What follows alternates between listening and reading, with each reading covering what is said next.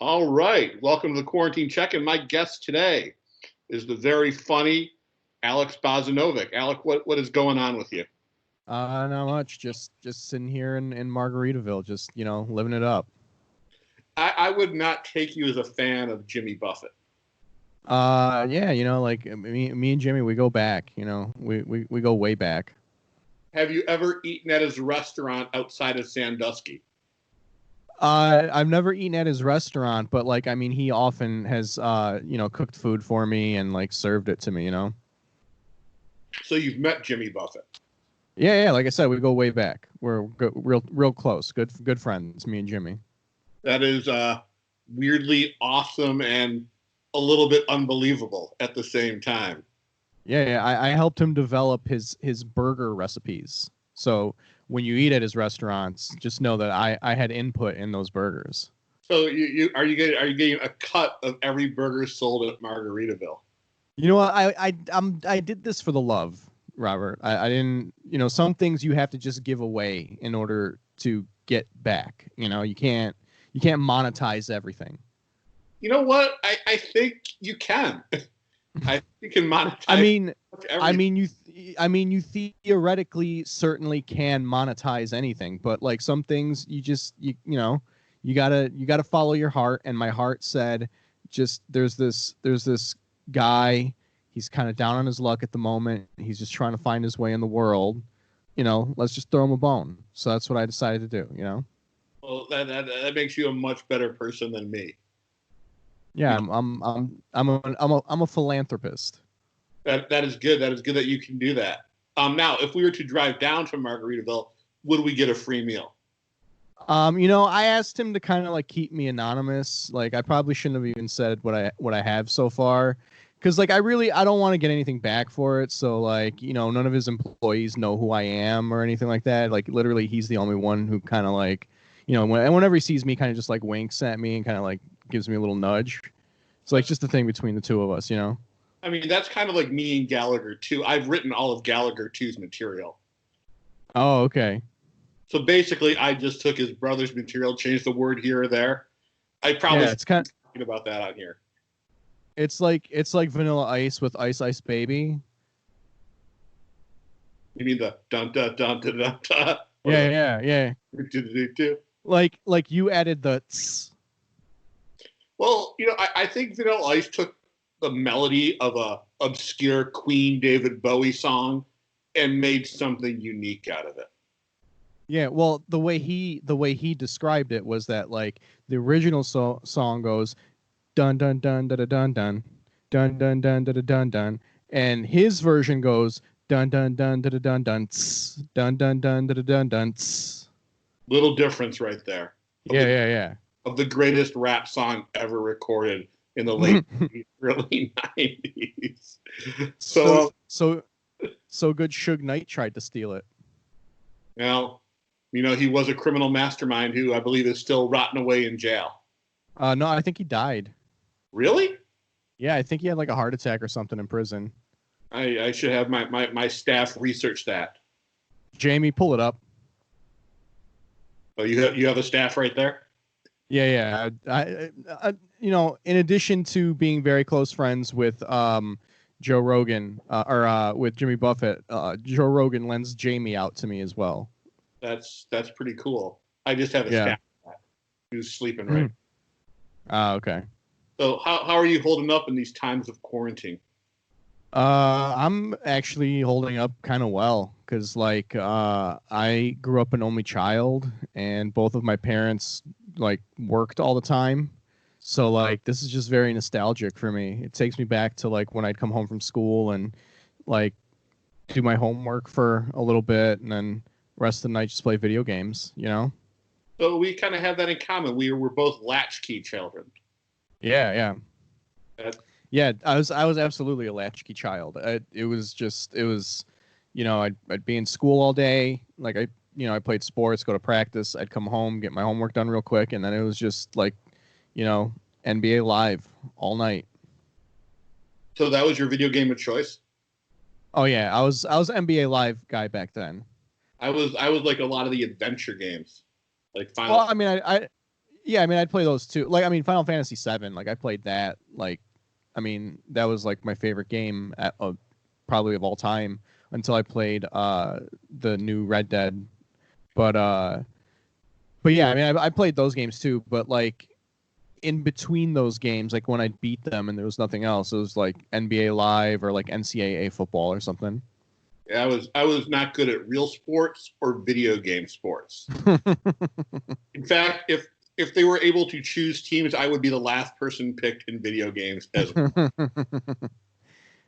Yeah, I was pretty good at NBA Live. I would always play against a friend of mine, and he would get so mad when we would play because like he just couldn't beat me. And there was I remember there was one particular game where he was literally beating me by like 50 points at halftime.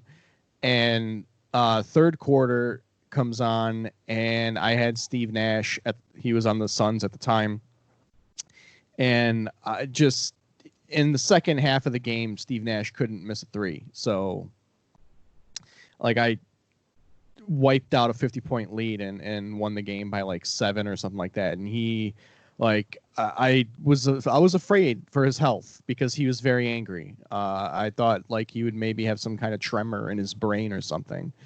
I've been there. Yeah. That's why I really don't play video games anymore. I started believing the things you could do in video games you could do in real life. Like my buddy Adam and I, we would play Grand Theft Auto, get really high doing it. I was living in Phoenix at the time. We decided to drive to Vegas, and we're at the Hoover Dam, and we're like, we can probably jump this. Thankfully, we didn't. We just killed a lot of hookers. Yeah, I used to do a bit a long time ago about how like it's a bad idea to listen to the songs that you hear in Grand Theft Auto to like actually listen to them while you're like really driving, because like it might start making you drive that way. Or stupidity will make you drive that way. Well, the songs, because like you'll have like some kind of flashback to the game, and you'll think that like as you approach a red light, you can maybe split the cars like in the lanes. Yes. Fuck, you're right. Yeah. You are right. So man, let's talk about comedy. You are a producer at the world famous Independent Comedy Club. Sure. Yeah. World famous. The Southeast Metro Detroit famous comedy club. Yeah. No, I mean, people we're building a little bit of a brand here. Like, people are starting to recognize us. But yeah, I'm a producer there. One of like 18.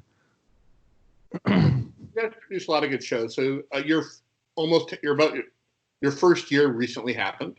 I think while we were in quarantine. Yeah, I think the official first year happened while we were in quarantine, I believe. But like our soft first year was like we just snuck that one in. It was like maybe 2 weeks before quarantine. What is the big plan once we reemerge from this? I don't know. Like right now, like all we've really been focused on, and it's mostly been Johanna. Like she's been like carrying the load, but it's just trying to reschedule the shows that we've had to cancel. So like I think she's actually pretty much rescheduled like all of them. I think there's like maybe just like 2 or 3 weekends still that haven't like officially been rescheduled. But like, yeah, like every weekend that we've missed pretty much so far has just been pushed a little bit further down the road. That's pretty awesome. I think you guys put on a lot of good shows. My goal once we reemerge from this is to come to hang out there more often. It's just going from work to home to back out there. Yeah, tell me about it. Well, yeah, you live even farther out than I do. Yeah, I live with no traffic. I live probably like an hour away from Detroit. So yeah, that's just crazy. Yeah. So what made you want to start doing comedy? I was always a fan. Like, I mean, even when I was a kid, I was watching comedy. Like my earliest memories are my earliest memories of comedy, not my earliest memories in general, but my earliest memories of comedy are like my grandparents, they used to have it, they had like HBO, and the stand-up specials on HBO would always be on, and I remember watching Carlin as like a child, not knowing what he was talking about. Like I don't even remember like which specials they were. I just remember sitting there and him on the screen and just like watching it, you know. And I've just always been a comedy fan. And then in my 20s, I got like into acting and stuff. Like I was doing like community theater and like going to, that was when like the Michigan film incentives were big. So like there were a lot of movies here. So I was going to like auditions and stuff. And I don't know. I just got kind of tired of acting because like it's just acting's like very dependent on other things. Like you can't just go and act. Like someone has to cast you in something and then you can act. And so I kind of fell out of the acting scene a little bit. And then I just needed something like creative to do. Like I've always done creative stuff. And so I just decided to give stand up a try because I was always a fan, and you know, it's one of those, you know, creative things that you literally don't need anyone for. Like you write jokes and then you go and do them, you know. Where did you do your first open mic?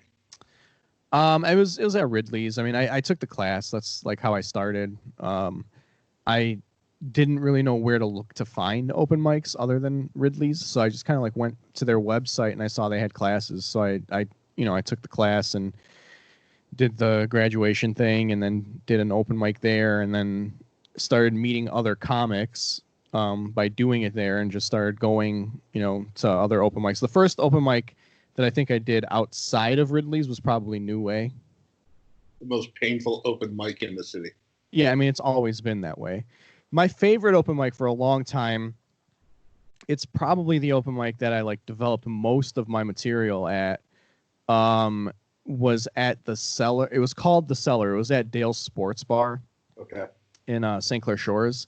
Jeremy Shipley used to run it, and it was a great open mic when Jeremy was running it. Like Jeremy is, in my opinion, Jeremy is like one of the funniest comedians in Detroit. Like I know a lot of newer people won't know him because the show ended before like a lot of people that are kind of in the scene now started.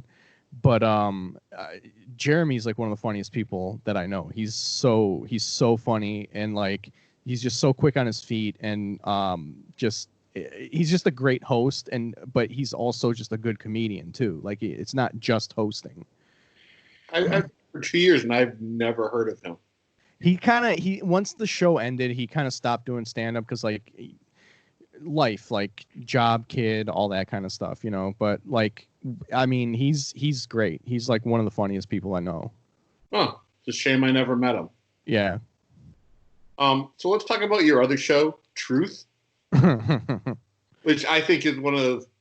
Well, here's the misconception. A lot of people think that's me, but like I'm not a crazy conspiracy theorist. Okay, like I watch CNN, I watch MSNBC, I believe everything they say. It's all real, you know. Okay, I'm sorry. You have a lookalike, Tom Cruise, and. Okay, like, you got me. It's me, Robert. It's me. We are journalistic integrity. You know what? This is going to get me a Pulitzer. Not a prize, but a Pulitzer. Yeah. So I think that's one of the most creative shows, and I will say it's probably one of the most uncomfortable shows I've ever had. Now, the first time I did it when I was in character, man, I've never done really improvisation before. And it was so painful, but the guy who runs Go Comedy, I can't remember his name. PJ. PJ was there. Yeah. And he came up to me afterwards and said, "How long have you been doing improv?" And I'm like, "First time." And he goes, "Funny." I'm like, "Well, thank you." But what I like about that show is it's so different from everything else that's out there. Mm-hmm. And the fact that you guys never break character is amazing. How did that About We were like me. It was. I think it was after. It was either after like the Comedy Rumble one night at Sellerman's, or maybe Cinema Roast Crunch. It was one of those two shows at Sellerman's. It was like after the show was over, me and Mike were just kind of like, we were just kind of hanging out and talking. And Mike was talking about an idea that he had for a show that basically it involved like some type of slideshow, and comedians would go up and do like whatever the slideshow was based on. Comedians would like riff on it. And I immediately, like, as soon as he said that, I immediately just looked at him and I was just like, we should do that, but with conspiracy theories. And we both just immediately were like, yes. And we just like literally, as soon as we said that, went to the bar at Sellerman's and we were just like, hey guys, we want to do a show here. We got a new show idea. We want to do it here. And they're like, okay. And they just let us do it. That's awesome. I gotta say, Sellerman's was probably one of my favorite venues to see shows at and be on. Yeah, it was. Good open.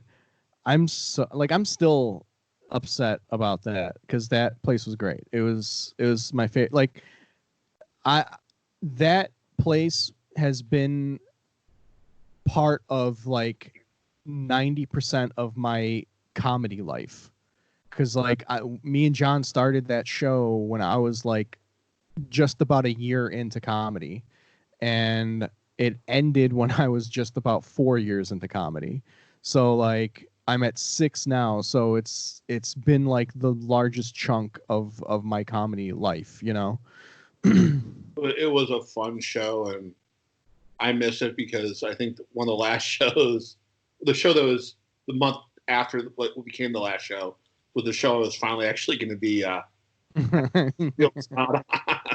But at least I got to do a guest spot there, and it was. I will consider that one of the highlights of being here, right? Because it was, and when like towards the end there is when you kind of just like came onto like the Detroit scene, right? I was here for about a year, and I think I bugged you for 6 months, and then you finally booked me, and it was like a 5-month window for the day you booked me to the guest spot.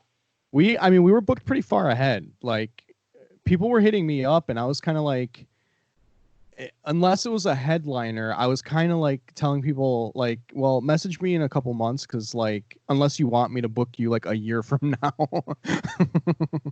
And as someone who runs shows, I know exactly how that is. Like, yeah, I would do my booking within a 6-week time period for the entire year. So yeah. Yeah, I mean, I like, I'm comfortable when doing that kind of showcase, like a monthly showcase. I'm comfortable going like 3 months ahead. I don't like going much further than that though, because like you don't know who's gonna be in town. You know what I mean? Right. And if you stack your lineup 6, 7, 8 months ahead, and like somebody from out of town is just around, then like it's like you booked the show to fit within a certain amount of time, but now like somebody from out of town who's like really good and is looking for stage time is coming around now. Like, I mean, of course I'm gonna put them on the lineup, but now I have to like tell everybody else who's like, I gotta anybody who's gonna do 10, I gotta be like, oh well, now you're gonna do 7. Anybody who's gonna do 15, I have to be like, oh well, now you're gonna do like 10 or 12, or you know what I mean? And I don't like doing that. So I try not to book further than 3 months ahead, other than the independent, because that's a totally different animal. But like, Well, I know it's different. Like, I had visions for what my show Green Brain was going to be, and of course, everything's been derailed now. But like, I would always have like an extra spot just in case someone was coming in, and Ron Taylor was in town like a few months ago, and I immediately booked him, and I overbooked the show at that point, and then someone dropped, and everything was perfect. But yeah, I need to get better at that if any of my shows continue when this thing. But yeah, then you ran a show. Tom Selleck Stash? Bert Selleck. That was a great name. Yeah. The name might be resurrected soon in a different form. So Cool. yeah. So what happened to that room? I mean, like, so the room itself just wasn't right for comedy, and like the people who like ran it and owned it and everything, like they were all great. Like they were very, I mean, they were supportive of the show, they were enthusiastic for the show, but like it wasn't a place that people went to see live anything really, like they would have DJs every now and then, but like with the DJ, a DJ can just like play and just kind of like be in the background and people can just be in the restaurant like hanging out. But like when you're doing comedy, you can't just be hanging out, like you have to be like into the show. And the thing is, like, they had a lot of regulars, and they would come in, and not their fault, because this is like their Thursday ritual, is like to come to Stash, have some food and hang out.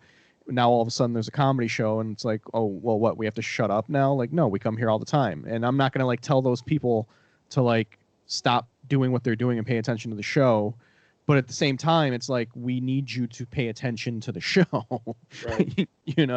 And so like it was like a struggle like every month, because it was like we're just fighting the audience, and I think the show that kind of like decided it for me with that is like, it was the last one, because we actually drew a pretty decent crowd. We had like, I don't know, we had about 25 people there, and like 20 of them actually bought tickets ahead of time to be there.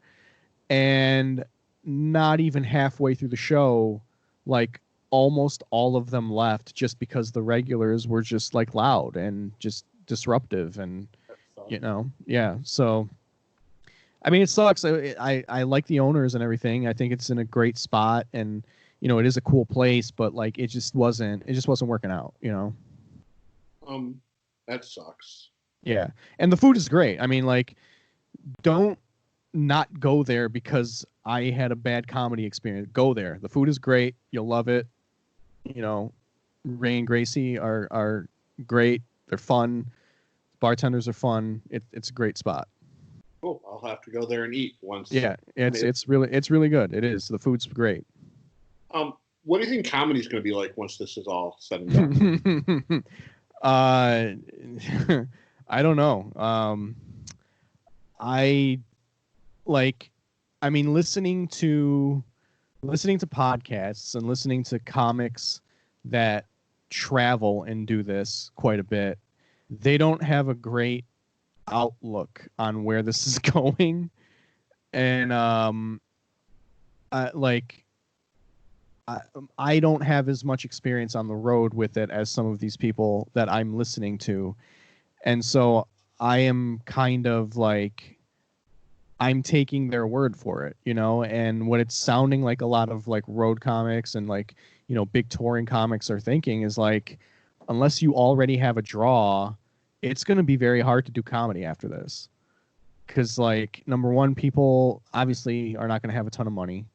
But number two, there's going to be a big consolidation with clubs, because a lot of clubs are going to probably go out of business. They'll probably get bought out by people who have money. Some of them will get closed down. The ones that stay open are going to all be under like one umbrella, like one corporation, which means they can now like they now have the power. So like a road comic who was maybe at one time pulling $3,000 a weekend as a headliner is probably now going to have to settle for like 2,000, because the club has the, like, where else are you going to go?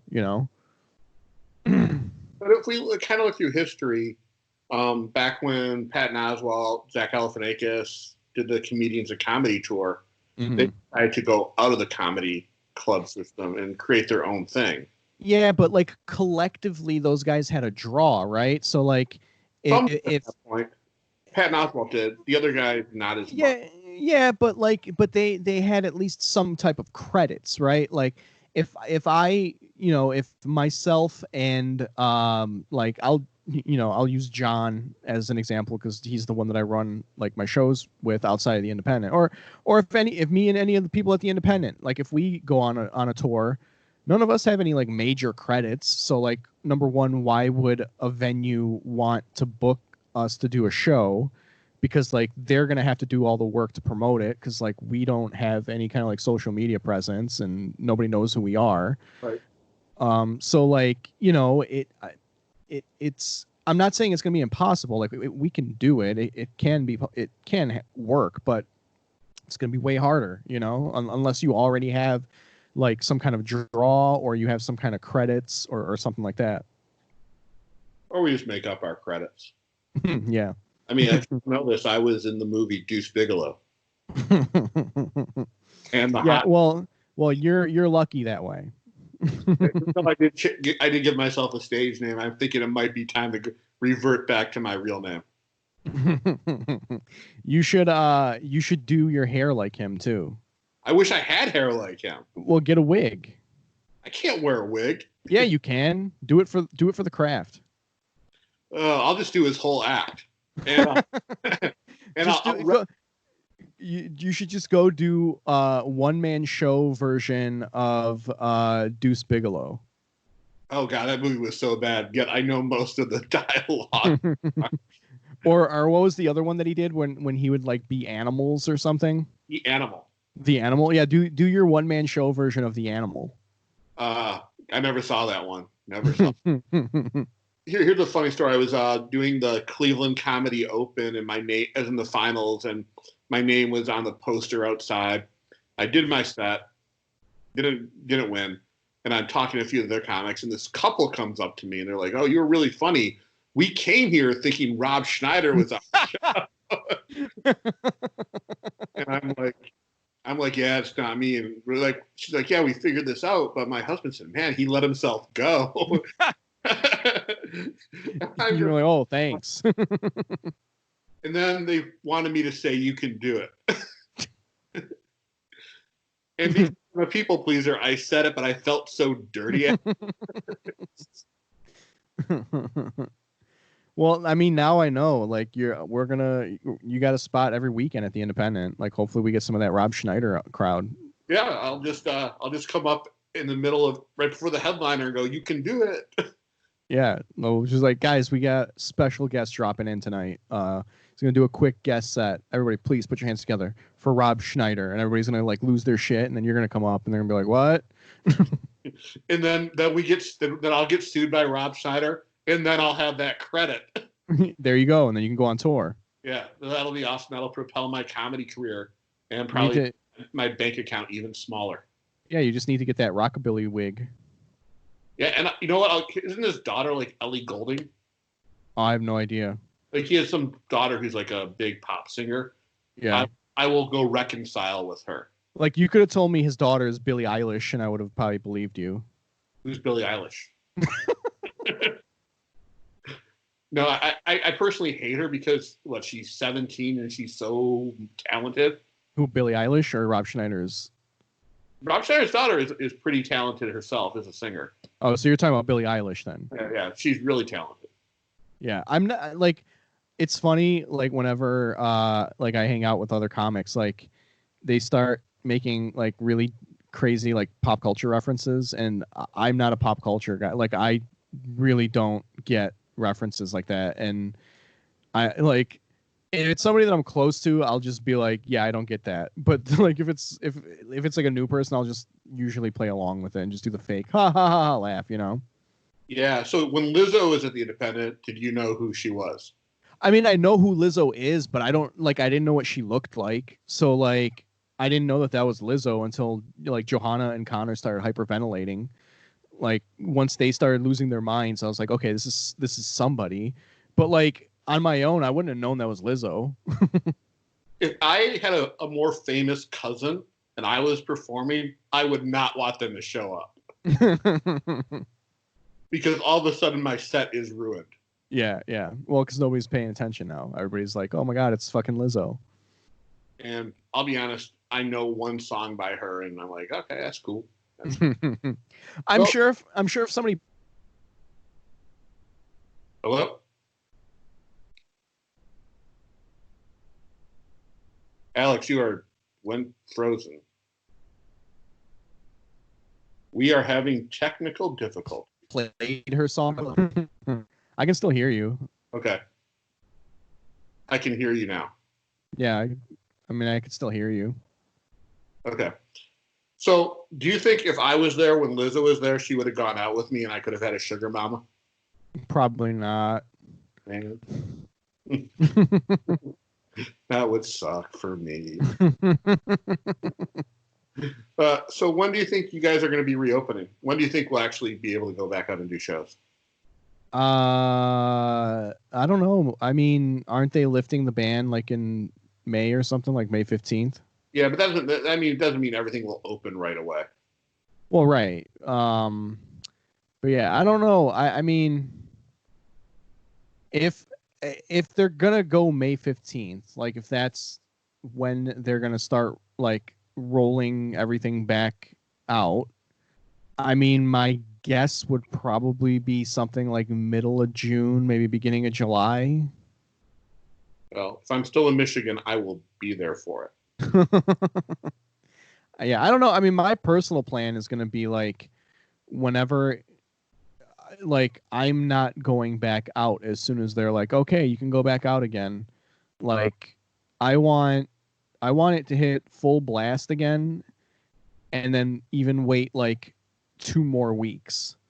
That's smart. Because yeah. I'm terrified of getting sick. I have asthma, so I am. Yeah, well, that would be bad for you. Yeah, it would suck, and I'm actually amazed nothing has happened to me. Knock on wood. So yeah. But no, I mean, the one thing concern I have is, mics are filthy.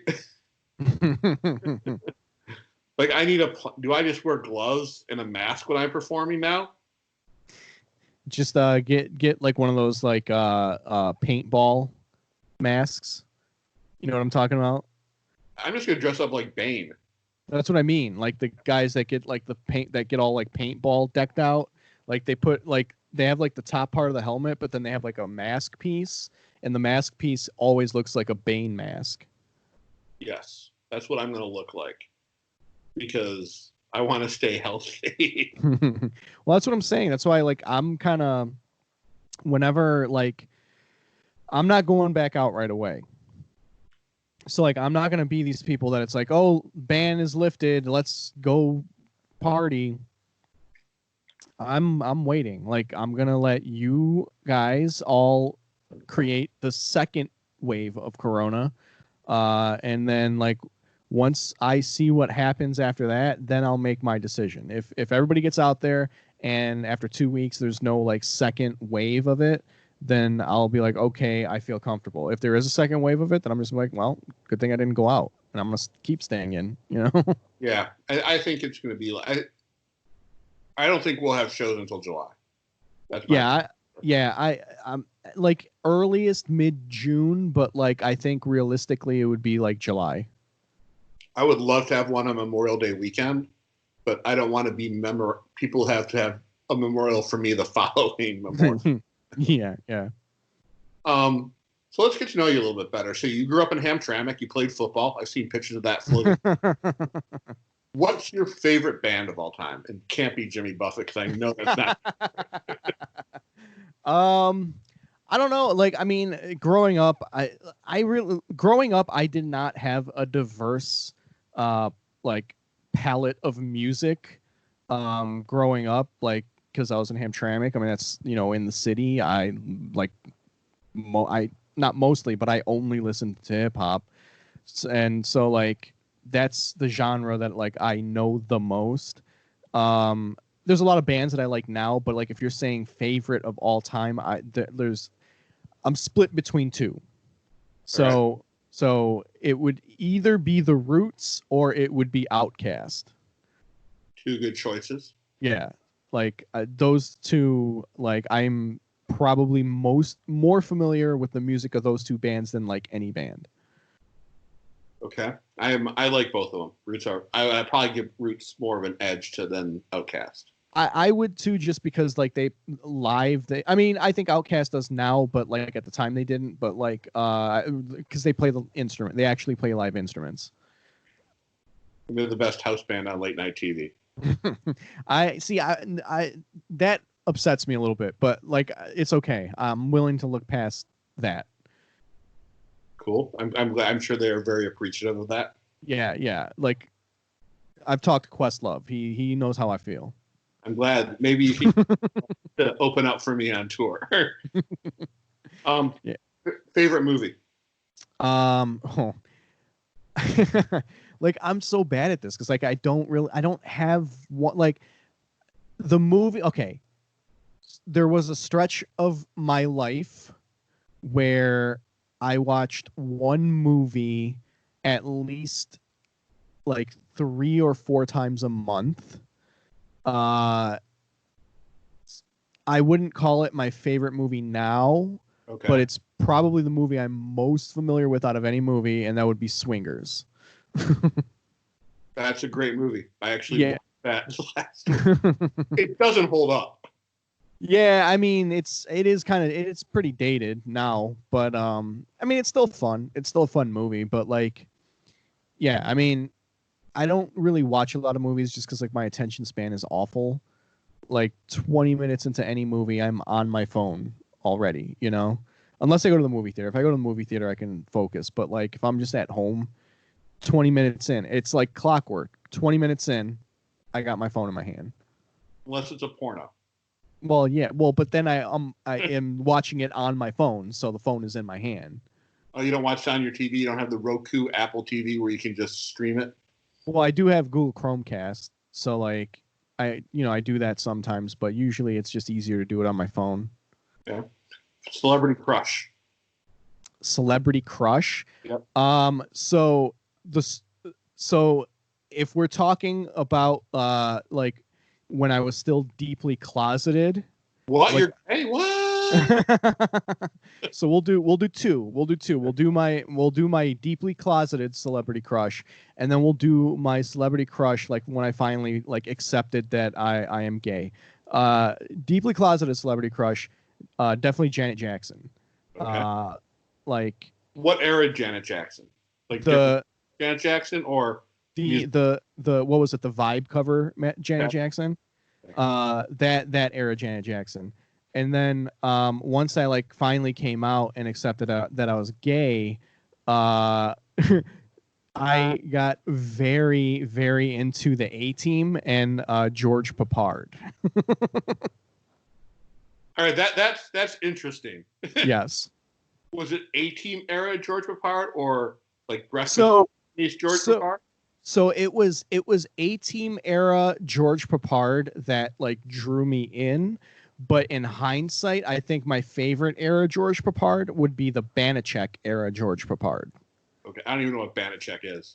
Banachek was a movie in like a TV show in like the late 70s, early 80s, kind of like that era, where Papard he still kind of had like his young kind of like body, but he was already kind of like getting a little bit older.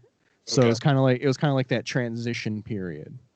So it was between movie star George Papard and A-Team star George Papard. Yeah, it would be like if movie star George Papard and A-Team George Papard fucked and had a kid. Okay. So the Jan Brady of George Papards. Yes. Okay.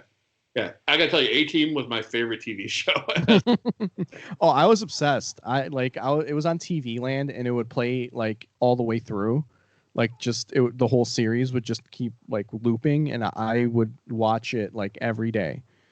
Like I think there's only like 2 or 3 episodes that I haven't seen, and that the only reason I haven't seen them is because like TV Land, I guess, didn't have the rights to play those 2 or 3 episodes. That's weird. Yeah. My favorite one is where they moved into suburbs.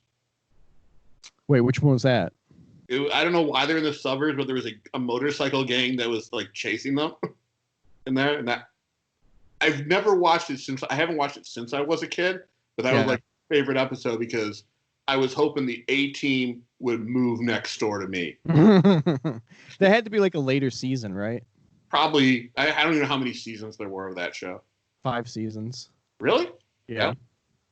But what I think what I remember most about A-Team was the promo they had when it went on the air. I was like really young, and it was Mr. T going, "Fonzie, your happy days are over." I'm like, well, that convinces me. I'm watching Happy Days. Yeah. My favorite episode was the one when they had to like break into the jail. I don't remember that one at all. They had to like break in. It's like in season 1. So like Hannibal and Murdoch break into the prison because I can't remember if they had to like get somebody out or if they had to go in to like kind of prove corruption or something, but they had to break into the prison. I think there was some kind of ring in the prison that they were trying to break up, and Hannibal went in. So they like just committed a random crime and they got thrown into prison. And when Hannibal got in there, he assumed the identity of a gay hairdresser. And so he was like cutting everybody's hair in the prison as like cover. And Murdoch obviously went into like the psych ward. And the whole episode, Murdoch is like yelling at the guards to bring him trash bags. And he just like won't stop yelling until they bring him trash bags. So they start bringing him trash bags. And the way he escapes at the end of the episode is by creating a very large hot air balloon out of all of the trash bags and using a hair dryer to fill it with air, and he floated out of the prison. That is scientifically plausible. There was not a lot of research done on the A-Team. But what I always wondered was how you got a hold of them. Do they have ads like in the back of the classified section of every newspaper in town? You just you just go into like, a random restroom and tap your toe, The A-Team did have the best theme music ever. Oh yeah, that was great. No, actually, what I think is you stood in front of the mirror and said the A-Team 3 times. And then they appeared. Yeah. All right. So I'm going to wrap this up. So while I've been stuck here in captivity, I've become a really big fan of the misconnections on Craigslist. Wait, do they still have that? Oh, they do. They do. Really? I thought they took that down. I thought so too. So I'm going to read one to you, and then you can riff a joke or snide comment out of it. It'll probably be snide comments because that's what I did through most of my 20s. So this one's called "You Hurt Me." It started fine. Oh, sorry. And this was from Detroit 7 hours ago. It started fine. You blame me for everything wrong. All I did was care, and all you did was show me why I shouldn't care anymore. I didn't choose to feel this way, but don't be so sure I'll feel it any longer. Why didn't you just let me go away? You wrecked me in every moment of triumph proving myself, but you want nothing to do with me. You never did. Maybe you just want to know if I felt the same, and then you destroyed me over and over again until I finally broke permanently. You were the only one who could save my heart. You chose to break it instead. I mean, this person's going to murder someone one day, right? Yes. Like, this is a murderer. This isn't a normal person. No, if they just cut the letters out from newspapers and put it on that. Well, I mean, at one point they said, like, why didn't you let me go away? And then why? But then, like, very next sentence is, why did you leave me? Like, which one is it? It sounds like this was written by a 13-year-old boy who got dumped for the first time after his first hand job. I don't know. I think this is a 40-year-old man who has, attachment issues. Well, I mean, he probably lived with his mother, which is why she left him. Yeah.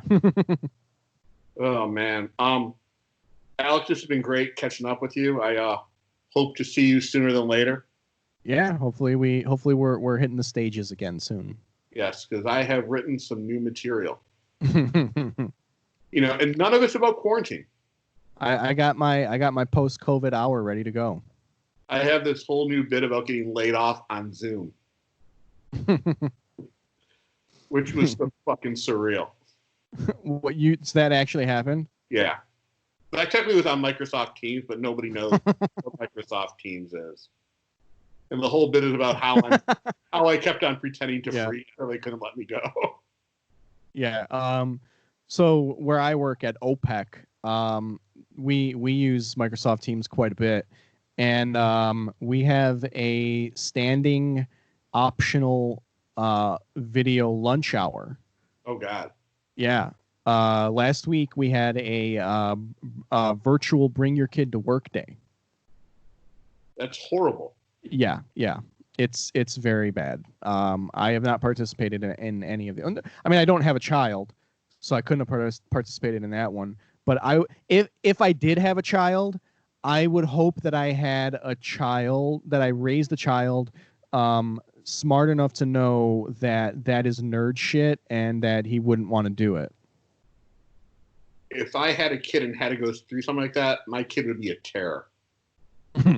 I would raise my kid to have Tourette syndrome just so they moments like that. Yeah.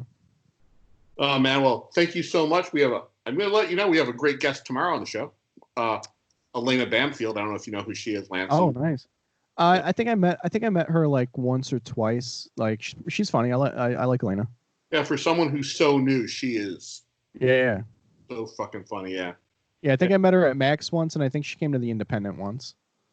Probably. She's a road warrior. She goes pretty much everywhere. Yeah. She has a friend, Faizan Malik, who's also really funny. Okay, I don't think I've ever met Faizan. Yeah, really funny.